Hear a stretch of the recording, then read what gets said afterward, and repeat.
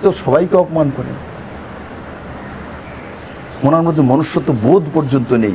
বড় কথা বলছেন, এটা নিয়ে বিনাশকালে বিপরীত বুদ্ধি। মমতা বন্দ্যোপাধ্যায় বিনাশ হতে চলেছে আপনি বলছেন?